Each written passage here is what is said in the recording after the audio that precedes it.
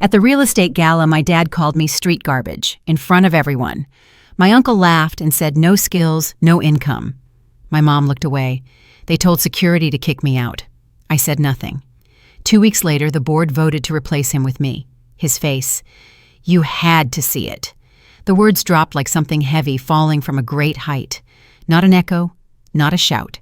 Just a statement delivered with the casual cruelty of someone who has never been questioned. Around us, the room still went in that particular way expensive rooms do when something unscripted happens. Champagne flutes paused halfway to lips. Conversations died mid-sentence. A server stopped walking. A man beside me pretended to check his phone, but his thumb never moved. I felt nothing stir inside me, no heat rising to my face, no tremor in my hands, just a clean awareness of every detail around me. The cut of my father's tuxedo, the familiar authority in his posture, the way he looked past me when he said it, as if I were something stuck to the bottom of his shoe rather than his daughter. My uncle's laugh came a beat too late, too loud. The sound of a man who knows exactly where he stands in the hierarchy and enjoys reminding everyone else of their place beneath him. My mother's eyes slid away, not to protect me, not to protest, just to avoid the discomfort of having to choose. I kept my hands folded at my waist. I did not step back. I did not step forward. I did not correct him or defend myself or ask him why. The gala was the kind of event where reputations were traded like currency. Black tie, white orchids, a ballroom filled with people who spoke in measured tones about square footage and future returns.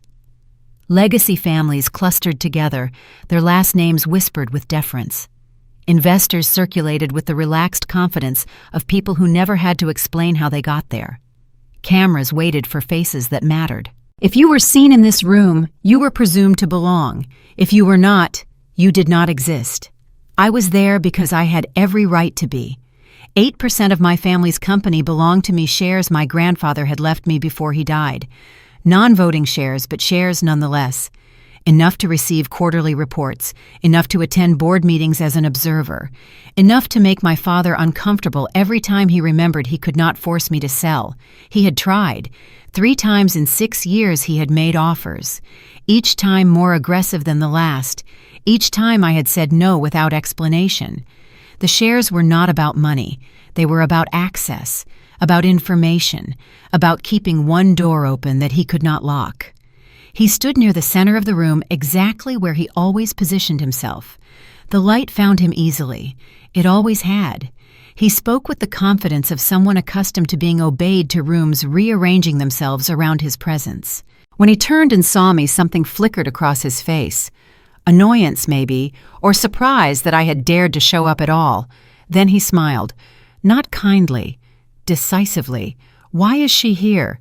His voice carried across the group around him, pitched to reach beyond them. This is a professional event. No one answered. The silence stretched for a moment before my uncle filled it with that laugh. Relax. She is harmless. No skills. No income. He said it like a punchline, inviting others to join in. A few nervous chuckles rippled through the group. My mother said nothing. She never did in rooms like this. What my father did not know, what none of them knew, was that I had spent the past 6 years building something they could not see. While they measured my worth by volume and visibility, I had been working at Pemberton Capital, a fund that managed $400 million, and happened to be one of their primary banking partners. I had started as an analyst. I was now vice president of risk. My name appeared on reports that crossed their lawyers' desks. They just never bothered to read who had written them. Security arrived the way security always arrives at places like this. Quiet, polite, trained to make removal look like a courtesy rather than an eviction. A hand gestured toward the exit. A rehearsed apology for the inconvenience. I nodded. I smoothed the front of my dress. I thanked the host as if I were leaving early by choice. I did not look back at my father. I did not give my uncle the satisfaction of meeting his eyes. I did not wait for my mother to acknowledge me.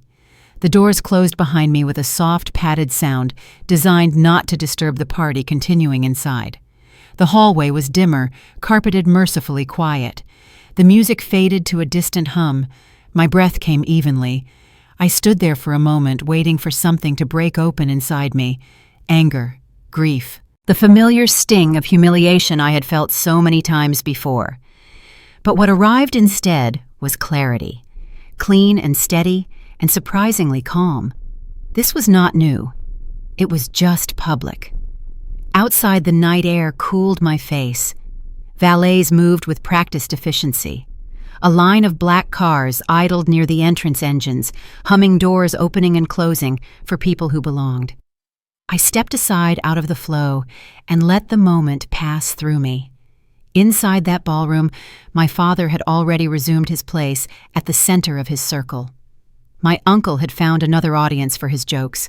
My mother had blended back into the crowd. The room had corrected itself. It always did. They thought that night was the end of me, the final proof of everything they had always believed, that I was nothing, that I would always be nothing, that calling me street garbage in front of 300 people was a statement of fact rather than an act of cruelty. They were wrong. That night was not the end. It was the last chapter of a story that had started 6 years earlier, a story they did not know I had been writing while they were too busy performing their own importance to notice. 2 weeks later, I would sit in a boardroom much smaller than that ballroom. No chandeliers, no champagne, no audience to impress, just a table, a vote, and the sound of my father's world collapsing around him while I said nothing at all. But I am getting ahead of myself. To understand what happened in that boardroom, you need to understand everything that came before. That was not the first time I stayed quiet, but it was the first time I understood exactly why I had learned to. Standing in the hallway outside the gala, the memories came back without warning. Past the chandeliers and the rehearsed smiles, back into rooms with closed doors and voices lowered just enough to keep me out. I was 23 when the family business began to change. My father had built something modest into something substantial, and substantial was swelling into something that required secrecy and leverage and careful positioning. The language around the house shifted.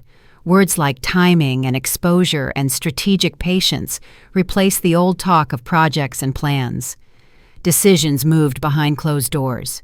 Meetings happened at the dining table without me, then in the study, then somewhere else entirely.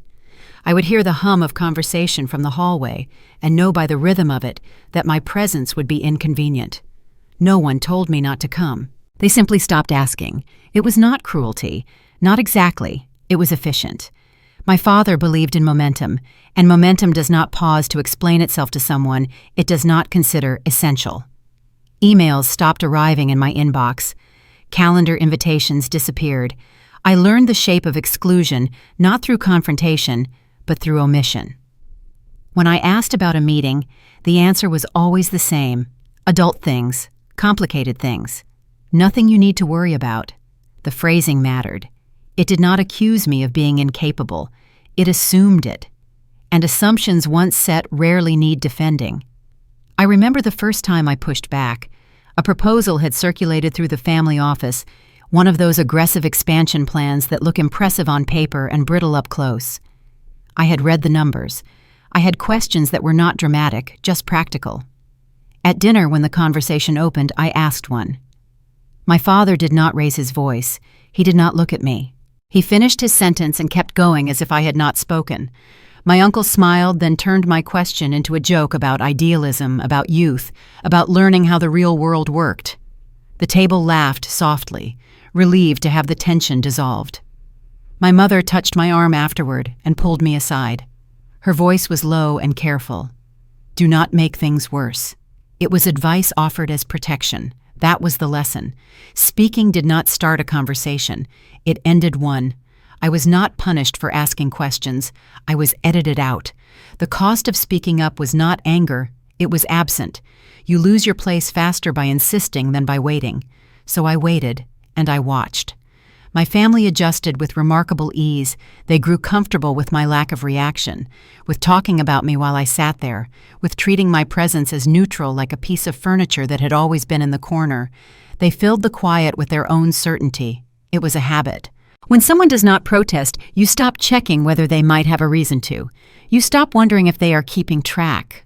I was keeping track, not of grievances, of patterns. I learned to notice who spoke when things got tense, who deferred, who interrupted, who overruled. I watched decisions repeat until I could predict them. I paid attention to what was said loudly and what was decided quietly. My grandfather was the only one who noticed. He was 81, then still sharp, still attending board meetings, even though his hands shook and his voice had grown thin. One afternoon, a month before he died, he asked me to drive him to a doctor's appointment. Halfway there, he told me to pull over. We sat in the parking lot of a grocery store, engine running, and he said something I have never forgotten. "Your father thinks loud is the same as strong. It is not. The ones who last are the ones who learn when to be still." I did not know what to say. He did not seem to expect me to say anything. A week later, his lawyer called me. My grandfather had amended his will. 8% of the company non-voting shares left directly to me. Not to my father, not to a trust my father controlled, to me. My father contested it. The lawyers told him he would lose. The documentation was airtight. My grandfather had planned it for months. Those shares became my anchor. Not because of the money, because they meant I could not be completely erased. I would receive every quarterly report. I could attend every board meeting. I would always know what was happening, even if no one wanted me there. My father offered to buy the shares 3 times over the next 6 years. Each offer was higher than the last. Each time I said no. The third time he stopped asking politely. He said I was being vindictive, that I was holding on to something I did not understand out of spite. I told him the shares were not for sale. He did not speak to me for 4 months after that. My family mistook my quiet for failure. They measured worth by volume and visibility. They assumed that if I was not pushing, I was not moving. They were wrong. The quiet was not emptiness. It was preparation. It was the space I needed to build something they could not see. And while they spoke over me, while they told themselves a story about who I was and what I lacked, I was learning how to stand still without being erased. Years later, standing in the hallway outside the Gala, that understanding settled into place with a clarity that surprised me. The humiliation had not broken anything. It had confirmed what I already knew. They had been underestimating me for so long that it had become reflex. That underestimation had given me something they never intended to offer: time. And I had used every moment of it. I did not leave in a way anyone could point to later and say that is when she disappeared. There was no announcement, no argument, no dramatic slamming of doors. I just stopped showing up. I moved to Boston 3 weeks after my grandfather's funeral. I had a degree in finance that my family considered decorative and $12,000 in savings that would last 4 months if I was careful. I rented a studio apartment in Somerville with thin walls and a window that looked out on a parking lot. The radiator clanked at night. The elevator smelled like old carpet. It was the first place I had ever lived that no one in my family had chosen for me. The first morning I woke up there, I lay in bed for 20 minutes listening to the sounds of the building, footsteps above me, a door closing somewhere down the hall, the muffled hum of traffic on the street below. No one knew where I was. No one was waiting for me to appear at breakfast. No one was going to ask why I had not shown up to a meeting I was never invited to in the first place. The freedom should have felt exhilarating. Instead, it felt like standing at the edge of a cliff and realizing there was no railing. I applied to 47 jobs in 6 weeks. I heard back from 11. I interviewed at 7. I was rejected by 6. The rejections came in different forms. Some were polite emails that arrived within 24 hours, the speed itself a message. Some were phone calls where the voice on the other end sounded almost apologetic, as if they were doing me a favor by not wasting more of my time. One was a simple silence that stretched into weeks until I understood that no answer was the answer. I learned things about myself during those weeks that I had never had to learn before. How to write a cover letter that did not sound desperate. How to answer questions about my experience without mentioning my family name. How to sit in a waiting room with 6 other candidates and not let them see that I was terrified. The 7th interview was at Pemberton Capital, a fund that managed $400 million focused on real estate and hospitality investments. They were looking for a junior analyst. The pay was $85,000 a year, which sounded like a fortune until I calculated Boston rent and student loans and realized it meant I would be comfortable but not wealthy. I did not care. I wanted the work. The interview was with a woman named Diane Hollister, the head of governance review. She was 58 years old, had been in finance for 30 years, and had a reputation for being impossible to impress. Her office was small and cluttered with files. She did not offer me coffee or water.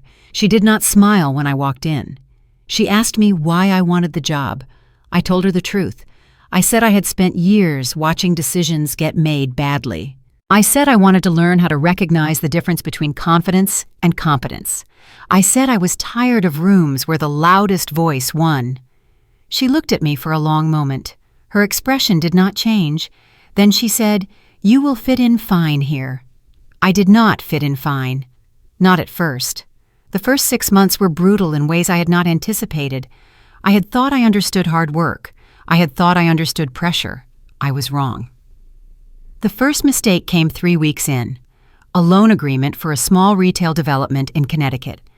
I was assigned to review the covenants, the standard clauses that protect lenders if something goes wrong. I read through them twice. I flagged 2 issues that seemed minor. I submitted my report. The next morning, Diane called me into her office. She had my report on her desk. She did not raise her voice. She did not need to. "You missed the cross-default provision," she said.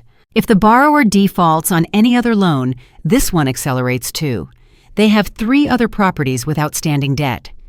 Did you check those? I had not checked those. It had not occurred to me to check those." She let me sit with that for a moment. Then she said, "In this job, what you do not find will hurt you more than what you do find. Start over." I started over. I stayed until 11 that night.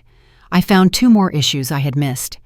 The deal still closed, but with modified terms that protected the fund. No one thanked me for the extra work. No one needed to. I had learned something that would stay with me for the rest of my career. The second mistake was worse. 4 months in, I was assigned to prepare a due diligence summary for a potential investment in a hotel property in Philadelphia. The deadline was Friday at noon. The partners were meeting with the seller Monday morning. Everything depended on my report being accurate and complete. I underestimated the scope of the work. I thought I could finish by Thursday night. I was wrong by approximately 18 hours. By Wednesday evening, I realized I was not going to make it. I had 2 choices. I could ask for help and admit I had misjudged the timeline, or I could try to power through alone and hope I could make up the time. I chose wrong. I worked until 3 in the morning Wednesday night, then again Thursday night. By Friday morning, I had slept 6 hours in 2 days, and my eyes burned when I looked at the screen. I submitted the report at 11:45, 15 minutes before the deadline. The report had errors, not major ones, transposed numbers in 2 places, a paragraph that repeated itself, a conclusion that referenced a chart I had forgotten to include. Robert Alcott, the managing partner, called me into his office that afternoon. He was 62 years old with silver hair and the kind of quiet authority that made people lean forward when he spoke. He never raised his voice. He never needed to. He asked me what happened. I told him the truth. I said I had underestimated the work. I said I had been too proud to ask for help. I said I was sorry. He nodded slowly. Then he said something I have never forgotten. Everyone makes mistakes. The question is whether you make the same mistake twice. Do you understand what you did wrong? I said I should have asked for help sooner. He shook his head. You should have known you needed help before you started. Knowing what you do not know is the most important skill in this business. If you cannot learn that, you will not last here. I learned it. The third mistake almost ended my career at Pemberton before it really began. 7 months in, I was copied on an email chain about a client meeting. The client was a regional developer who was considering a new project, a mixed-use building in Rhode Island. My job was to prepare background materials. Nothing complicated. Just a summary of the client's history with the fund and any relevant market data. I prepared the materials. I attached them to an email. I typed the client's name in the recipient field. I did not notice that I had selected the wrong contact. There were 2 people in our system with similar names. One was the client. The other was a competitor who had been involved in a deal that fell through 6 months earlier. I sent confidential client information to the wrong person. I realized my mistake approximately 4 seconds after I hit send. The feeling that went through me was unlike anything I had experienced before. Not fear exactly, something colder, the understanding that I had done something that could not be undone. I went to Diane immediately. I did not try to hide it or fix it myself. I told her exactly what I had done. She was quiet for a long moment. Then she picked up the phone and called the competitor directly. I stood there and listened as she explained the situation. She was calm, professional. She asked him to delete the email without reading the attachments. She thanked him for his discretion. He agreed. Whether he actually deleted it without reading, I will never know. After she hung up, she looked at me. Her expression was unreadable. That was the right thing to do, she said, coming to me immediately. Most people would have tried to cover it up. I did not know what to say. She continued, "You are going to make mistakes. Everyone does. What matters is what you do after. You handled this correctly. Now go back to your desk and do not make me regret keeping you." I went back to my desk. I did not make her regret it. After that, something shifted, not dramatically, not overnight. But gradually the mistakes became less frequent. The work became more familiar. I started to understand not just what to look for, but why it mattered. I learned to read documents the way Diane read them, looking for what was missing rather than what was present. I learned to ask questions that sounded simple but exposed the cracks in an argument. I learned to sit in a room full of people who were smarter and more experienced than me and contribute something they had not thought of. By the end of my first year, I was no longer the person everyone expected to fail. I was simply another analyst doing her job. By the end of my second year, I was promoted to senior associate. The promotion came without ceremony. An email from HR, a modest raise, a new title on my business cards. No one threw a party. No one made a speech. Diane stopped by my desk the day the promotion was announced. She did not congratulate me.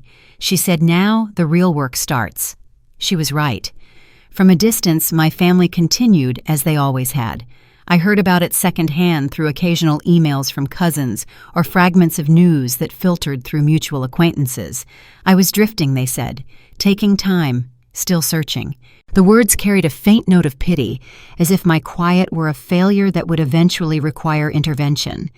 As if moving to Boston and working at a job they had never heard of was evidence of some fundamental inability to succeed. I did not correct them. Correcting would have required engagement, and engagement would have pulled me back into a story that no longer fit. The farther they thought I had fallen, the easier it became to move unseen. I was not falling. I was climbing. Just not on any ladder they knew how to see. 2 years down, 4 more to go, and I was just getting started. It was my third year at Pemberton when I walked into a room and realized no one had decided who I was before I spoke. The room did not look important. That was the first thing I noticed. No chandeliers, no polished surfaces designed to signal inherited wealth. It was a conference space on the 7th floor, neutral walls, a long table scarred by years of use, coffee cups clustered near an outlet like an afterthought. The carpet was worn near the door where hundreds of feet had crossed the same path. The windows faced another office building close enough that you could see people at their desks if you looked. People arrived without ceremony, set down their bags, opened notebooks, started talking before everyone had taken their seats. No one glanced up when I walked in. For the first time in my life, that absence of attention did not feel like dismissal. It felt like neutrality. In this room, no one cared about my last name. No one knew about my grandfather's shares or my father's company or the family dinners where I had learned to stay quiet. I was just another person with a notebook, another voice that might or might not be worth hearing. I took a seat near the end of the table, not because I was hiding, because I did not need the center. The conversation was already moving, voices overlapping slightly as people competed to establish footing. Opinions came fast layered, with confidence, polished phrases delivered like credentials. I listened, not passively, deliberately. I noted who spoke first, who repeated themselves, who used volume to substitute for clarity, who asked questions that exposed the gaps in what everyone else was assuming. I had spent years learning how to read rooms where I was not welcome. Now I was using those skills in a room where I had every right to be. The discussion circled a familiar pattern, a potential investment in a mixed-use development in Austin. The numbers looked good. The developer had a strong track record. Everyone wanted to move forward. The energy in the room was optimistic, almost eager. Then a practical question cut through the noise, asked without flourish by Diane Hollister, who sounded more tired than impressed. What happens if the anchor tenant pulls out before construction finishes? It hung there unanswered. The kind of question that exposes fault lines if you let it sit long enough. A pause followed. Eyes shifted. Someone cleared their throat. One of the senior associates started to speak, then stopped clearly, unsure of the answer. I spoke then, not because I needed to be heard, because I had read the lease agreement the night before and noticed something everyone else had missed. The anchor tenant has a termination clause tied to construction delays. If the project runs more than 90 days behind schedule, they can exit with minimal penalty.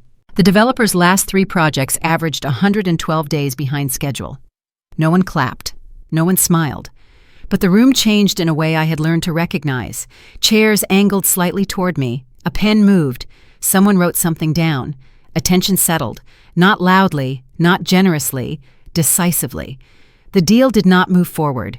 2 weeks of additional analysis confirmed what I had suggested. The risk was too high. The fun passed. After that meeting, people began to address me without announcement. Follow-up questions came. Precise, unadorned. I answered them the same way I had answered the first, cleanly, without claiming space that had not been offered. It mattered that I did not oversell. It mattered that I did not try to impress. In rooms like this, performance reads as insecurity. Competence does not need embellishment. Diane started giving me harder assignments after that, not as a reward, as a test. She would drop files on my desk without explanation. A stack of documents for a potential acquisition, a set of financial statements that did not quite add up, a contract with language that seemed standard but felt wrong. Figure out what is wrong with this, she would say. Then she would walk away. The first few times I spent hours searching for problems that turned out to be obvious once I found them. A liability hidden in a footnote, a lease term that did not match the summary, a projection based on assumptions that had no support. Each time I brought her my findings, she would listen without expression. Then she would ask questions, not to challenge me, but to see if I understood why it mattered, what the consequences would be if we had missed it, who would have been hurt and how badly. She was teaching me to think beyond the immediate problem, to see the whole picture, not just the piece in front of me. One afternoon, about 4 months after the Austin meeting, she asked me to stay after a team review. "You have good instincts," she said. It was the closest thing to a compliment I had ever heard from her. But instincts are not enough. You need to learn how to trust them without becoming arrogant about them. I was not sure how to respond. She continued, "I have seen a lot of people with talent burn out because they started believing their own reputation. They stopped doing the work. They assumed they would see the problems without looking for them. That is when mistakes happen." I nodded. She looked at me for a long moment. "You are not like that. Not yet. Keep it that way." It was the most she had ever said to me in a single conversation. 6 months after the Austin deal, Robert Alcott asked me to stay after a partners meeting. I had been invited to attend as an observer, taking notes and answering questions when asked. It was the first time I had been in a room with all 4 managing partners at once. The meeting had been about portfolio allocation, a discussion I mostly listened to without contributing. But at one point, someone had asked about a property in Denver that was underperforming. Without thinking, I had mentioned that the property management company had changed 6 months ago and that the new company had a history of cost-cutting that affected tenant retention. It was a small observation. I was not even sure anyone had heard it. But after the meeting ended and everyone else filed out, Robert gestured for me to stay. "You caught something everyone else missed," he said. "That is rare." I nodded, unsure what to say. He leaned back in his chair. His office was smaller than I had expected, lined with books and files, rather than the awards and photographs that decorated most executive offices I had seen. "I have been doing this for 35 years, he said. "You know what I have learned." The people who last are not the ones who talk the most. They are the ones who see what others do not want to see. He did not say anything else. He did not need to. That was the moment I understood that the skills I had developed to survive my family were not weaknesses. They were assets. Watching, waiting, noticing what everyone else was too busy to notice. The same qualities that had made me invisible at home had made me valuable here. The contrast with my family's world sharpened quickly. Their status entered the room before the person did. Authority was loud inherited, reinforced through repetition and performance. Here, preparation mattered. Results mattered. No one cared whose daughter you were or what your last name used to mean. I realized sitting in that cluttered office with the afternoon light fading that I had found something I had not known I was looking for. A place where competence spoke louder than legacy, where you did not have to be born into credibility to earn it. More invitations followed, spaced just far enough apart to test consistency. Another meeting, then another. Deals that were more complex with stakes that were higher. By the end of my 4th year, Diane recommended me for a promotion, lead analyst for governance review. It meant I would be running my own assessments, making recommendations directly to the partners, taking responsibility for decisions that could cost the fund millions if I got them wrong. The title came with a raise and a small office of my own. But what mattered more was what it represented. I was no longer being tested. I was being trusted. When I spoke now, it was expected. When I did not, someone would ask for my view. My absence from a meeting would have been noticed. That was the shift. The rule I had set for myself confirmed its place. I did not need to announce who I was. I did not need to correct assumptions or explain my history. The work would reveal itself in time. And time, I had learned, was a far more powerful ally than explanation. From a distance, my family continued to believe their own story about me. I was drifting. I was lost.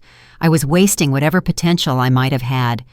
They had no idea that I was 4 years into building something they could not see, that every quarter reports with my analysis crossed the desks of their own lawyers and accountants, that the fund they depended on for financing was increasingly depending on me. 2 more years, I thought. 2 more years of learning. 2 more years of watching. Then I would be ready. It was my 5th year at Pemberton when everything shifted. I felt the change before I could name it. Messages that once took days to return started arriving within hours. Calendars that had been immovable began adjusting without explanation. Meetings that used to happen without me started moving subtly to accommodate my availability. No one said anything about it. There were no congratulations, no change in tone, no formal announcement. Expectation had replaced courtesy. That was how I knew something fundamental had changed. I was no longer someone the fund was developing. I was someone the fund was depending on. The promotion to Vice President of Risk came 6 months into my 5th year. It was not a surprise. Diane had been preparing me for it, giving me more responsibility, stepping back from decisions she used to make herself. When the announcement came, she simply nodded at me across the conference table, as if to say, "It is about time." The title meant I was now responsible for final sign-off on every major deal the fund considered. Nothing moved forward without my assessment. Nothing closed without my approval. The weight of that responsibility settled onto my shoulders gradually, like putting on a coat you did not realize was heavy until you tried to take it off. I was 30 years old. I had been at Pemberton for 5 years, and I was now one of the most important people in a fund that managed $400 million. The irony was not lost on me. My family still thought I was drifting. The first real test of my new position came wrapped in noise. A deal was unraveling, not dramatically, but in the quiet way things do when the structure underneath them has not been thought through.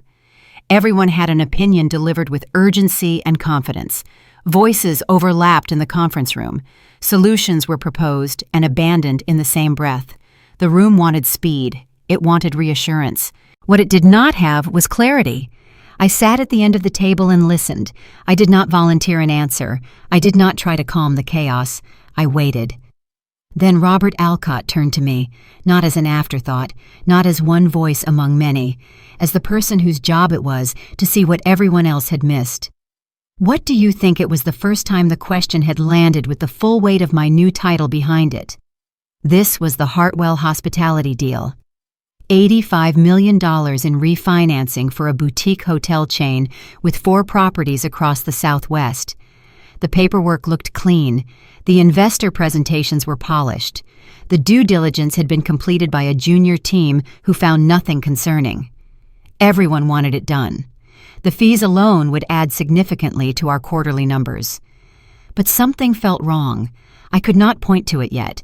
Just a sense that the confidence in the room was moving faster than the facts supported. I asked for the documents no one wanted to revisit, the original filings, the subsidiary structures, the lease agreements for each property, the litigation history going back 5 years. People looked at me like I was wasting time. The deal was ready to close. Why was I asking for paperwork that had already been reviewed? I did not explain myself. I just asked for the documents. It took me a week to find what everyone else had missed. The CFO of the hotel chain had quietly pledged 2 of the company's properties as collateral for a personal loan. $12 million borrowed against assets that were supposed to secure our investment. It was buried in a subsidiary filing that no one had thought to cross-reference because no one expected to find anything there. The subsidiary had a different name. The filing was in a different state. You had to know to look for it, and no one had known to look. That was not all. The occupancy rates in their investor presentations were calculated using a non-standard methodology that inflated the numbers by 15%. They counted rooms as occupied if they had been booked at any point during the month, even if the booking was later canceled. When I recalculated using industry standards, their flagship property in Scottsdale dropped from 78% occupancy to 63%. That changed everything about their cash flow projections. The property that was supposed to anchor the entire chain was barely breaking even, and there was more. One of their 4 hotels, a converted historic building in Santa Fe, was facing an ADA compliance lawsuit. The building's original architecture made wheelchair accessibility nearly impossible without major structural changes. Estimated remediation costs ranged from $3 to $4 million. The lawsuit had been filed 8 months earlier, not disclosed in any of the materials we had received. I wrote a 40-page report. I documented everything. I included the subsidiary filings, the recalculated occupancy rates, the court documents for the lawsuit. I created a timeline showing how long each issue had been known to the hotel chain's management and when they should have disclosed it to us. I recommended we halt the deal immediately. The partners were not happy. The deal had been announced internally. Relationships with the hotel chain's owners were on the line. Fees had been projected into the quarterly forecast. Bonuses had been calculated based on those projections. One of the senior partners, a man named David Webb, who had brought the deal to Pemberton in the first place, pulled me aside after I presented my findings. His face was tight, with barely controlled anger. "Do you understand what you are doing?" he asked. "Do you understand what this means for the fund? For the relationships I have spent years building, I understood. I also understood what it would mean if I was right and we closed the deal anyway." He leaned closer. His voice dropped. "Are you prepared to be the person who killed an $85 million deal based on paperwork discrepancies?" I looked at him without flinching. "I am prepared to be the person who did her job." He stared at me for a long moment. Then he walked away without another word. Robert Alcott made the final call. We would confront the hotel chain's CFO directly. We would give him a chance to explain the discrepancies before we pulled out of the deal entirely. The meeting happened 3 days later. The CFO flew to Boston with 2 lawyers and a prepared statement about miscommunication and administrative oversights. He could not explain the collateral issue. When I showed him the subsidiary filing with his signature on it, he went pale. His lawyers asked for a recess. They never came back to the table. The CFO resigned within a week. The deal collapsed. The hotel chain's board launched an internal investigation that uncovered additional financial irregularities we had not even found. 3 months later, the Hartwell Hospitality Group filed for Chapter 11 bankruptcy. Every single concern I had raised proved accurate. The properties were worth less than half of their stated value. The cash flow projections had been fiction. If we had closed that deal, the fund would have lost at least $30 million, possibly more. The outcome did not announce itself. There was no dramatic celebration, no champagne, no speeches about the disaster we had avoided, but something changed in the way people looked at me. Robert Alcott stopped by my desk a week after the bankruptcy filing. He did not sit down. He just stood there for a moment, looking at me with an expression that might have been gratitude or might have been something else entirely. "You saved us," he said quietly. "I want you to know that I know that." Then he walked away. David Webb never apologized. He never acknowledged that I had been right, but he stopped challenging my assessments in meetings. That was acknowledgement enough. After that, my name began appearing in conversations I was not part of, not as praise, not as credit, as reference. What Evelyn flagged. Evelyn's concern, if Evelyn is okay with it. My name had become shorthand for credibility, a quiet marker that something had been considered properly. When clients asked about our due diligence process, partners would mention me by name. When other funds called to ask about potential deals, they would ask if I had reviewed the paperwork. I had become essential, not because I was the loudest voice or the most senior person in the room, because I was the one who saw what others missed, because I was willing to be unpopular in the service of being right. 6 years. That was how long it had taken.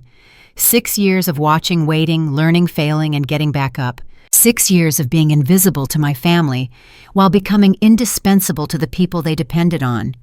From a distance, my family continued to misread my life with impressive consistency. They heard I was consulting, floating, still figuring things out. My uncle made jokes about it at holiday dinners I no longer attended. My father did not mention me at all, which was its own kind of commentary. They spoke as if time were passing me by, as if I were stalled in some extended intermission while the real performers took the stage. The irony was sharp enough to taste. What they did not know was that Pemberton Capital was one of their primary banking partners. Our fund had provided bridge financing for 2 of their developments. Our risk assessments were part of their loan documentation. Every quarter, reports with my analysis crossed the desks of their lawyers and accountants. My name was on those reports. Evelyn Ashford, Vice President of Risk. My father never read them. He had people for that, and those people never mentioned my name to him because it never occurred to them that it mattered. I was invisible to my own family while being essential to the people they depended on. The architecture was shifting beneath everyone's feet, and no one in my family had any idea. 6 years down, the foundation was built. Now it was time to see what could be built on top of it. The meeting happened 3 weeks before the gala, in a room that would never appear in any photograph. No banners, no press, no ceremonial language designed to impress anyone watching. Just a long table, a closed door, and the quiet understanding that what happened there would matter more than anything said on a stage later. I arrived early because I always arrived early.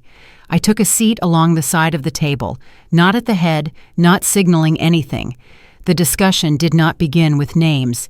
It began with risks. Robert Alcott opened a folder and summarized the situation without emotion. The family company, my family's company, had been a client of Pemberton Capital for 7 years. In that time, we had provided bridge financing for 2 developments and participated in 3 refinancing packages. We knew their books better than most outside parties, and what we knew was not good. Someone from our legal team outlined the concerns. Unilateral decisions made without board consultation, loan covenants that had been quietly violated and papered over, relationships with banking partners that had frayed because promises were not kept, investors who had started asking questions about governance. My father's name came up without ceremony. It was framed as a structural problem, style versus scale, impulse versus process. The company had grown too large for one person's instincts to carry it. The decisions that had made my father successful 15 years ago were now the decisions that were creating exposure. The board had lost confidence. The banking partners had lost patience. No one proposed me, not directly. Instead, statements accumulated, small and factual. The daughter has been doing governance work for Pemberton for 6 years. She flagged the issues in the Hartwell hospitality deal before anyone else saw them. She has non-voting shares in the family company. She attends board meetings as an observer. Robert looked at me across the table. He did not ask if I wanted this. He asked if I could do it. I said yes. The room moved on to logistics. Documents were prepared, timelines were set, contingencies were discussed. By the time we stood and the door opened, nothing remained undecided. I did not tell anyone. When the gala invitation arrived weeks later, heavy cardstock and elegant type, I understood immediately why the timing mattered. My father had chosen that night to display his authority. He believed in stages. He believed in moments that could be witnessed. I saw no reason to interfere. Let the night play out. The contrast sharpened in the days that followed. Preparations for the gala unfolded with familiar confidence. I heard about fittings and guest lists and remarks being rehearsed. My uncle reveled in the attention. My father moved through it all with the ease of someone accustomed to being at the center. There were signs if you knew how to read them. A handshake from a board member that did not linger, a glance avoided, a conversation that ended too quickly. None of it registered with him. He was used to being affirmed. He mistook familiarity for loyalty. 2 days before the gala, my mother called me. It was unexpected. She rarely called. When she did, it was usually to relay information about family events, dates, and times delivered without commentary. This call was different. She asked if I was coming to the gala. I said yes. There was a pause. Then she said something that surprised me. "Your father has been difficult lately. More than usual. I do not know what is happening, but something feels wrong." I did not respond. She continued, her voice careful. "I know things have been hard between you and him. I know I have not always been fair to you. But whatever happens, I want you to know that I see more than you think I do." I did not know what to say. I had spent so many years interpreting her silence as agreement with my father, as a complicity, as a choice. But there was something in her voice that sounded different, tired maybe, or resigned. "I just wanted you to know," she said. "That is all." Then she hung up. I sat with the phone in my hand for a long time after that call. I did not know what it meant. I still do not know entirely, but it changed something in how I thought about her. Not forgiveness, something smaller, an acknowledgement that people contain contradictions, that complicity and awareness can exist in the same person, that silence is not always agreement. The night of the gala arrived. I prepared without preparing anything. No speech, no reveal, no response rehearsed in the mirror. I chose restraint because restraint keeps things clean. The decision had been made. The rest was theater. And theater, I had learned, only matters to the people who believe they control the stage. I arrived knowing exactly what the night was meant to be. Not for me, for him. The venue glowed with deliberate elegance, glass and light arranged to signal permanence, as if wealth could be stabilized through symmetry alone. I dressed the way I always did when I did not want to be remembered. Clean lines, nothing loud, nothing that asked for interpretation. I moved through the entrance without ceremony, handed over my coat, accepted a glass I would not drink. This was not my stage. I had never mistaken it for one. The room was full of people who understood how to belong. They clustered in familiar configurations, greeting one another with practiced warmth, exchanging updates that sounded personal but meant nothing. I felt the usual slide into invisibility as I passed through them. Nods that did not linger, eyes that skimmed and moved on. A few people did not recognize me at all. Others did and chose not to engage.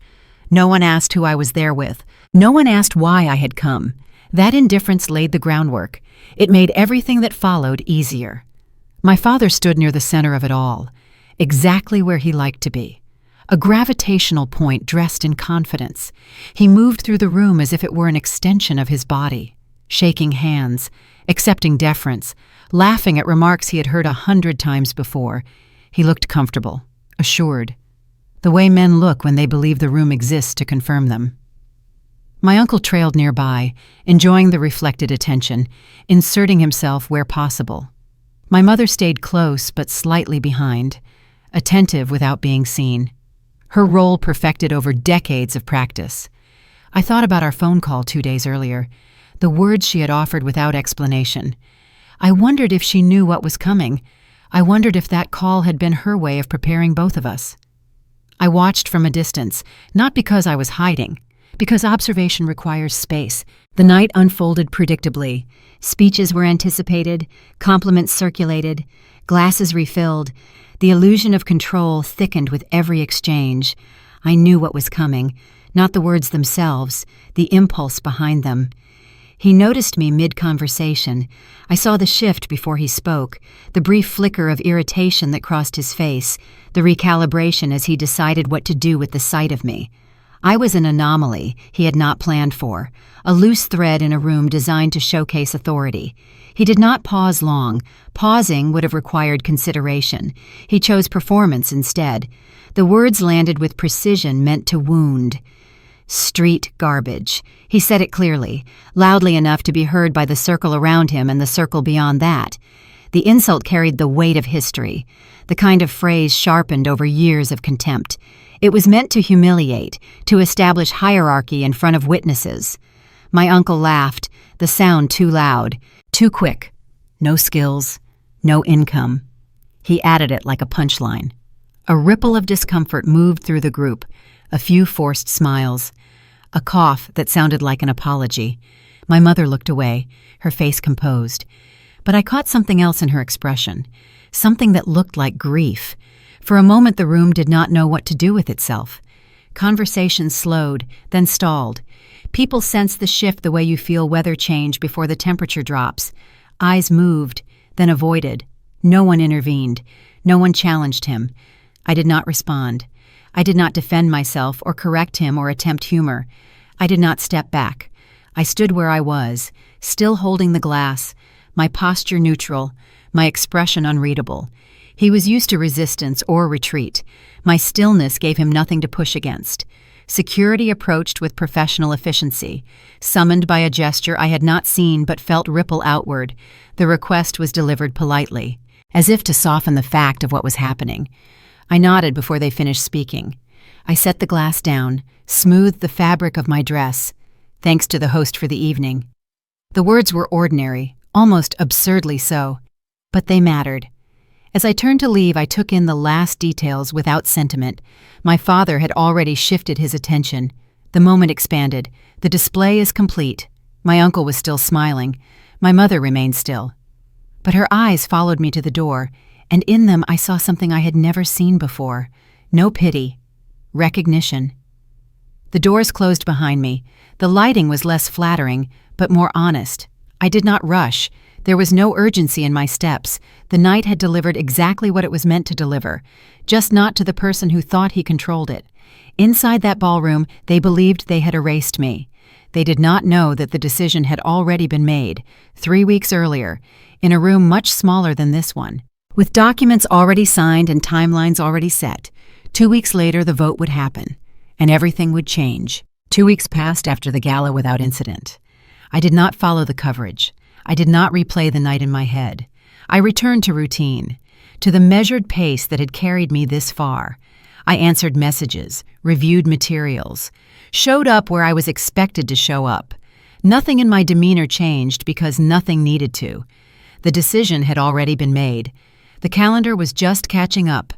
The boardroom was on the 14th floor of a building downtown, smaller than the ballroom, intentionally so. No windows facing the street, no audience to perform for. The table could seat 12. Today it seats 9, 7 board members. My father, me. I arrived 30 minutes early. I wanted to be seated before anyone else walked in. I wanted to choose my position deliberately. I took a chair along the side, not at the head, not signaling anything. The first board member arrived at 10 minutes before the hour, then another, then 3 more in quick succession. They greeted me with nods, professional, neutral. No one mentioned the gala, no one offered condolences or asked how I was doing. That was how I knew they were serious about what was coming. My father entered last, as he always did. He walked in with the confidence of someone who had never lost a vote in his life. He shook hands, made eye contact, smiled at familiar faces. Then he saw me. He stopped walking for half a second, just long enough for me to notice. "What is she doing here?" His voice was controlled, but I could hear the edge underneath it. The board chair, a man named William Porter, who had known my father for 20 years, answered without looking up from his papers. "She has observer rights. She holds 8% of the company." My father's jaw tightened. That is non-voting. It is still owned, William said. She stays. My father took his seat at the head of the table. He did not look at me again. The meeting began with reports, dry and methodical. Quarterly financials, project updates, banking relationships. Then the agenda moved to governance. William read from a prepared statement. His voice was flat, careful, stripped of anything that could be mistaken for emotion. Concerns had been raised. Patterns had emerged. Decisions made without consultation. Loan covenants violated without disclosure. Partners who had lost confidence. Investors who had begun to ask questions. My father interrupted 3 times in the first 5 minutes. He spoke of loyalty. He spoke of history. He spoke of everything he had built. William let him finish. Then he continued reading as if my father had not spoken. When the floor turned to me, it was not with ceremony. I was asked to confirm details, to clarify timelines, to answer questions that required accuracy rather than persuasion. The hotel deal, William said. You flagged issues that no one else caught. Walk us through what you found. I did, calmly, without embellishment. The collateral issue, the inflated occupancy rates, the undisclosed lawsuit, the CFO's resignation, the bankruptcy filing 3 months later. I laid out the facts the way I had been trained to lay them out, each one building on the last, each one impossible to dismiss. When I finished, the room was quiet. My father stared at me from across the table. His expression had shifted from confidence to something I had never seen before, uncertainty. You did this, he said. His voice was low, almost a whisper. I did my job, I said. He shook his head. You have been planning this whole time, waiting for your moment. I met his eyes without flinching. I have been doing my job, I repeated, the same job I have been doing for 6 years. The fact that you never noticed is not my fault. The vote came without preamble. William asked each board member in turn, 7 votes, all in favor of removing the current leadership, all in favor of an interim appointment. My father did not vote. There did. He was not asked to. The declaration was brief. Effective immediately, leadership of the company would transition. My name was read into the record. Vice President of Risk at Pemberton Capital, 8% shareholder, interim CEO pending full board review. For a long moment, no one moved. My father sat very still, his hands flat on the table. His face was drained of color. This is a betrayal, he said finally. His voice cracked on the last word. William shook his head. This is governance. The meeting adjourned. People gathered their things, filed out in the same quiet order they had arrived. I stayed seated. My father did not leave. We sat there across from each other as the room emptied. The silence stretched between us, heavy with everything that had never been said. Finally he spoke. You could have told me.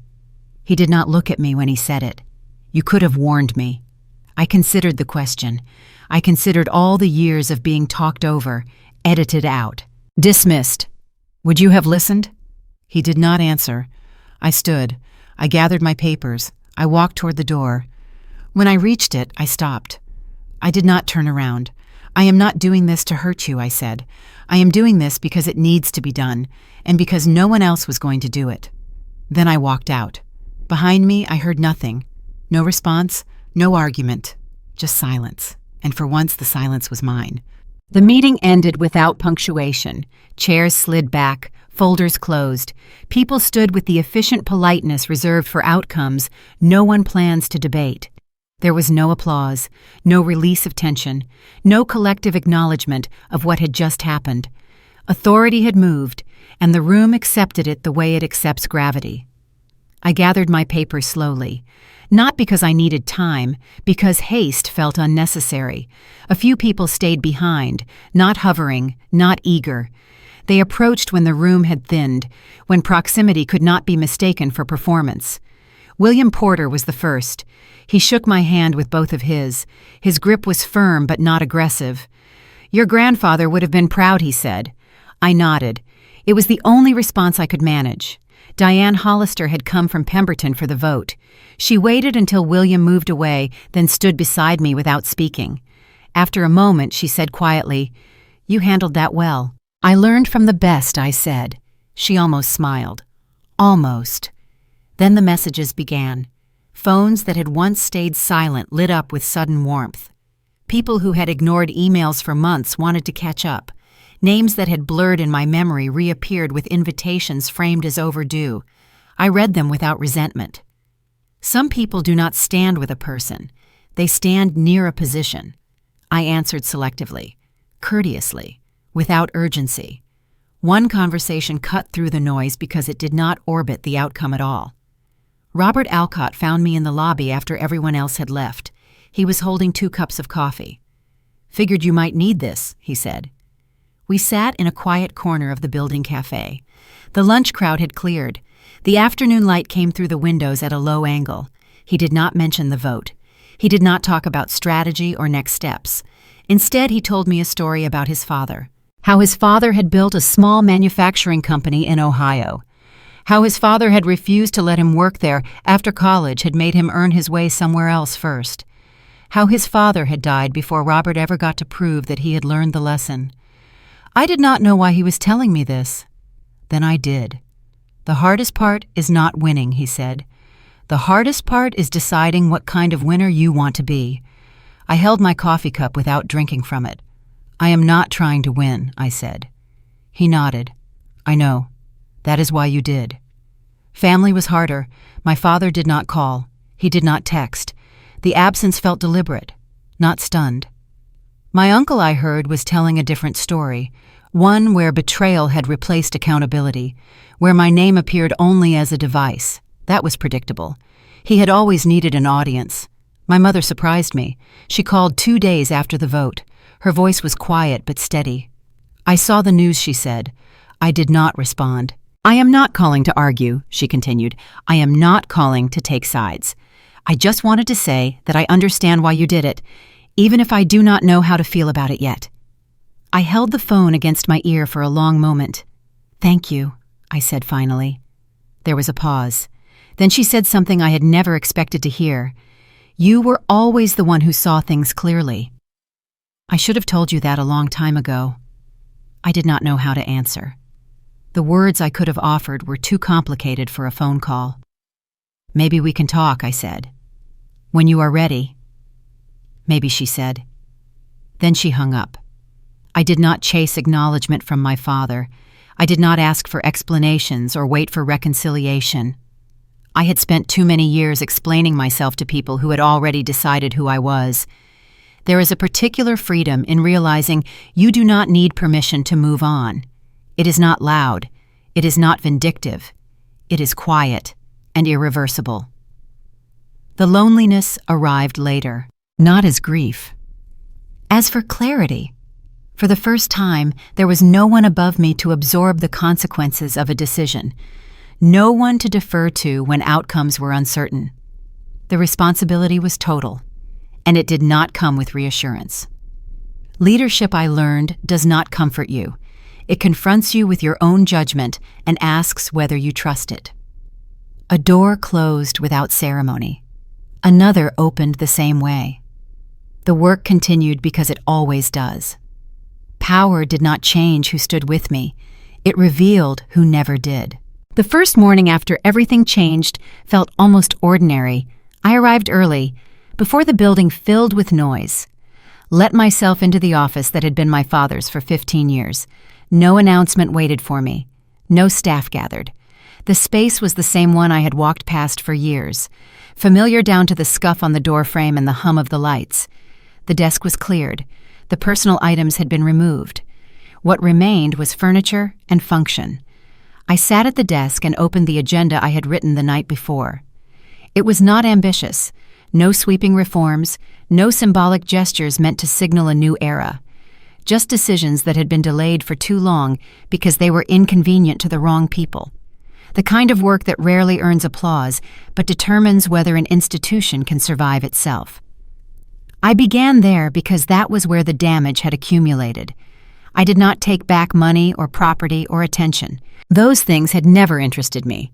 What I reclaimed was simpler and harder to quantify. The right to decide without asking permission. The right to speak without being measured for tone. The right to set standards and expect them to be met. Those had been taken from me long before the gala, chipped away by a system that confused authority with volume. I took them back without raising my voice. The first changes were small enough that some people did not notice them at all. A policy that punished caution was withdrawn. A reporting line that his accountability was rerouted. A process that required approval from too many people was simplified until it made sense again. No one was blamed. No past decisions were dragged into the light for judgment. I said this changes today and moved on. Clarity is more persuasive than justification. I paid particular attention to the people who had been silent when silence was safer than dissent. They worried me more than the ones who had openly aligned themselves with the old order. I did not punish them, and I did not reward them. I watched. Loyalty, I decided, would be built forward, not backward. I was not interested in debts. I was interested in patterns. Facing my father's legacy was unavoidable. It lived in contracts, in structures designed for speed rather than resilience, in habits that privileged decisiveness over care. I reviewed everything with the same discipline I had applied to work at Pemberton. I kept what held. I corrected what bent. I removed what threatened collapse. I did not erase him. I corrected what he broke. That distinction mattered to me, even if it would never matter to him. There were moments when I paused over a decision and felt the pull of a different impulse.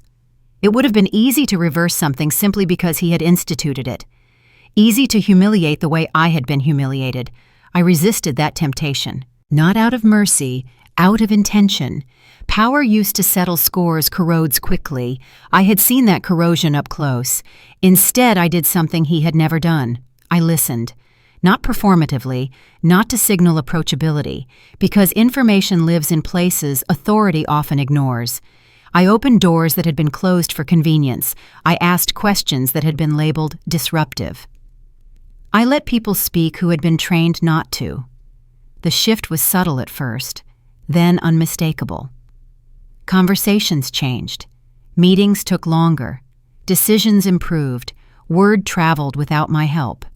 People noticed that interruptions were fewer, that dissent was not punished, that preparation mattered more than proximity. The culture did not transform overnight, but it tilted. Once it tilted, it began to move on its own. That was the most satisfying part, not because it proved anything about me, but because it meant the institution could outlast me. That had always been the point.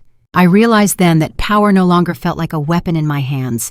It felt like a tool, one that required care and maintenance and restraint. It did not demand proof of existence.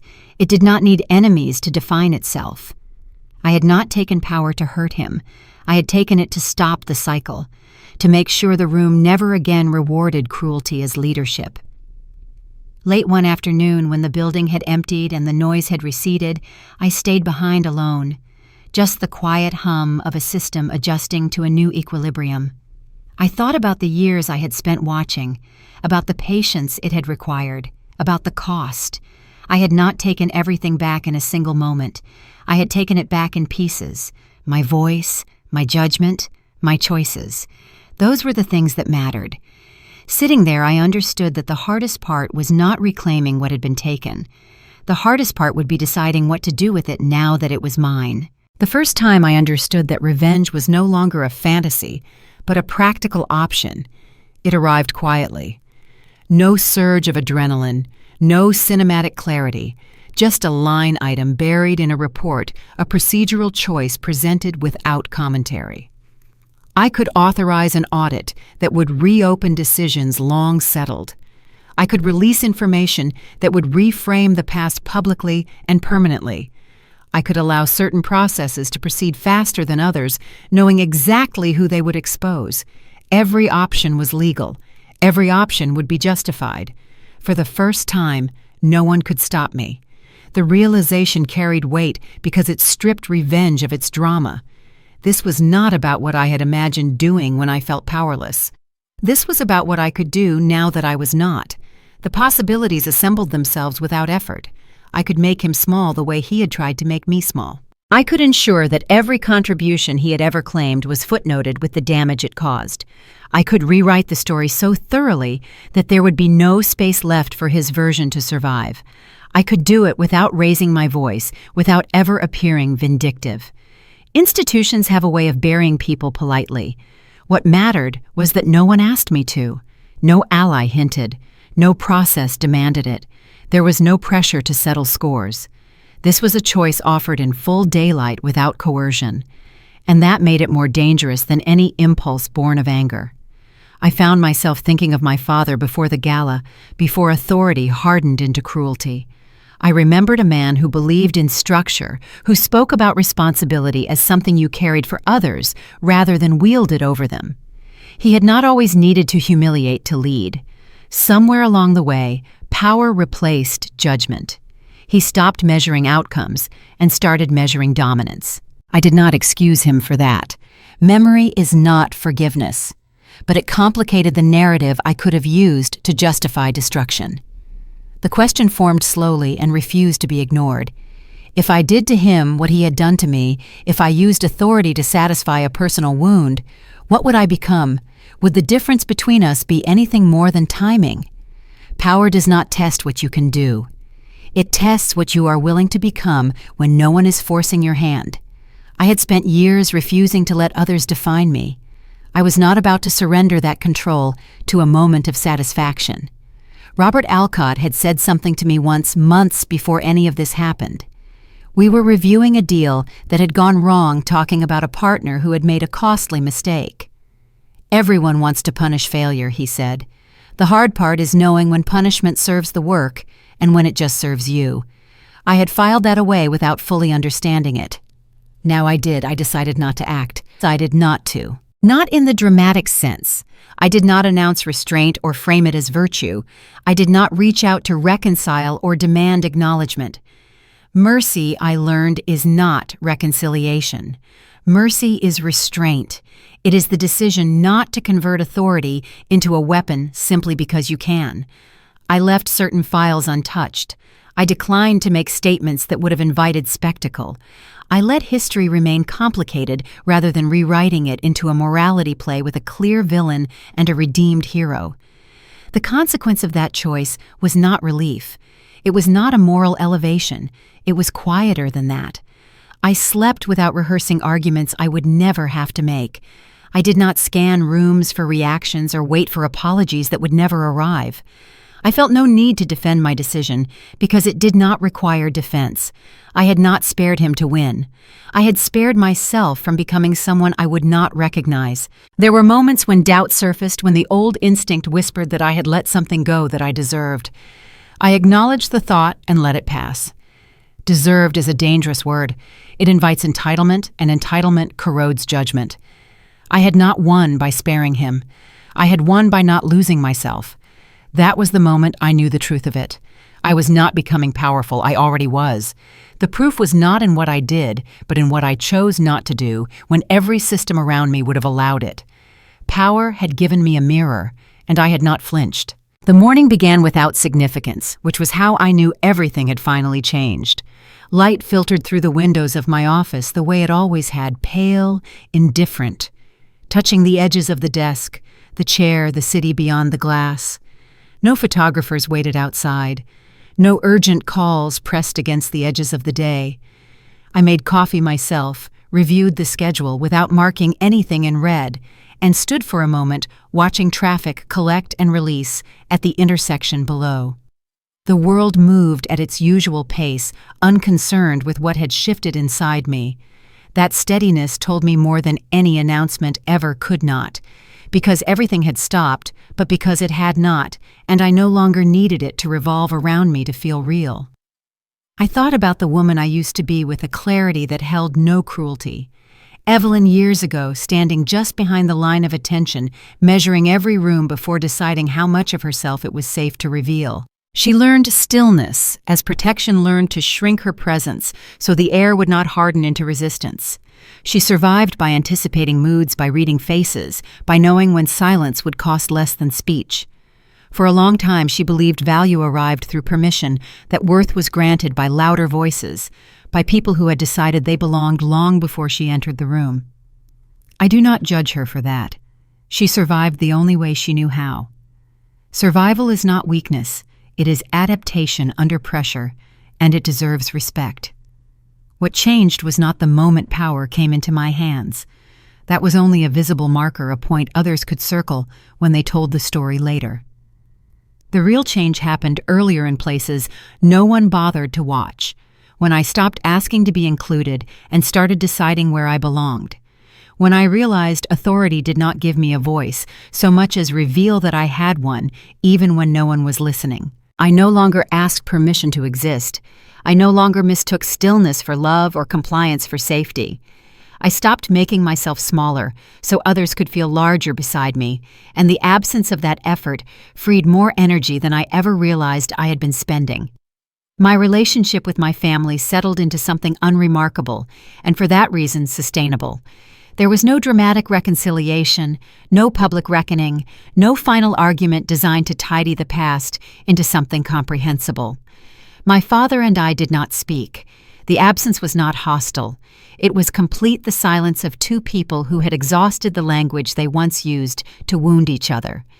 My uncle faded into irrelevance with surprising speed. Without my father's authority to amplify him, his voice carried less weight, and eventually he stopped attending meetings altogether. No one remarked on his absence. Power has a way of revealing how little noise ever mattered once the source is removed. My mother called once a month. The conversations were careful but not cold. We spoke about weather, about health, about things that could be held without reopening everything else. Once she asked how I was sleeping. Another time she mentioned a book she thought I might like. We did not discuss the gala or the vote or the years that led us there. It was not closed. It was maintenance. And for now that was enough. Distance chosen and maintained can be an act of care. Peace, I learned, does not require closeness. It requires clarity. In the rooms where decisions were made now, I was seen differently. Not celebrated, not feared, trusted. People did not look to me for performance or reassurance. They looked for consistency, for judgment that held under pressure and did not change shape when challenged. Leadership at its most durable does not argue for legitimacy.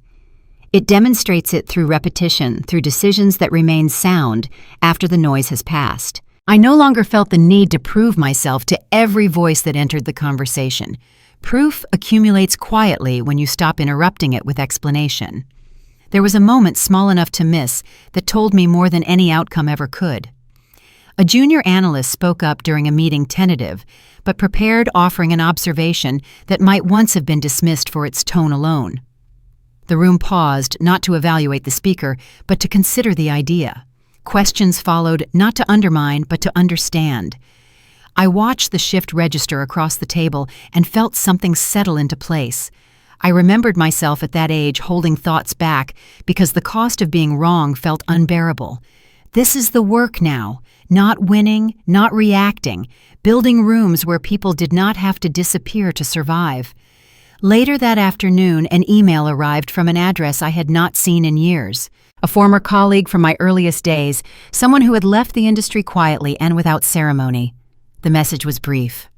"I saw your name in the announcement," it said. "I'm glad you're there. You always noticed the things that mattered." I stared at the screen longer than necessary before closing it. Some recognitions arrived too late to change anything, but still managed to confirm what you already know. On my way home that evening, the car passed the hotel where the gala had been held. The lights were dimmer now, the entrance unremarkable. The building returned to its ordinary shape. I did not ask the driver to slow down. I did not look away either. It was just a place stripped of the meaning it once carried. The memory of standing there, absorbing words meant to erase me, no longer had edges sharp enough to cut. I was not that woman anymore.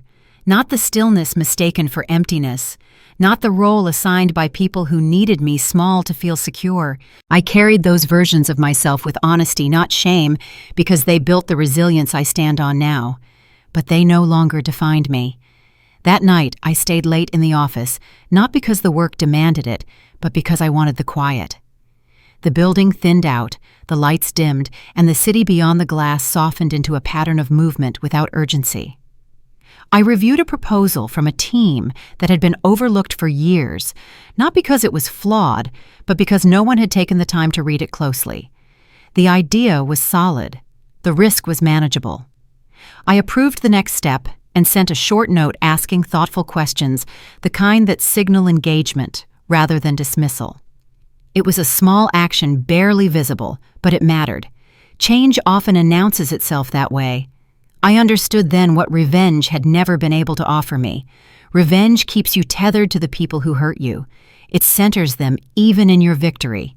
Freedom arrives when you stop needing their approval, their acknowledgement, their regret. Living without that need is the quietest and most complete form of reclamation. I did not become powerful to be seen. I became powerful so I would never disappear again.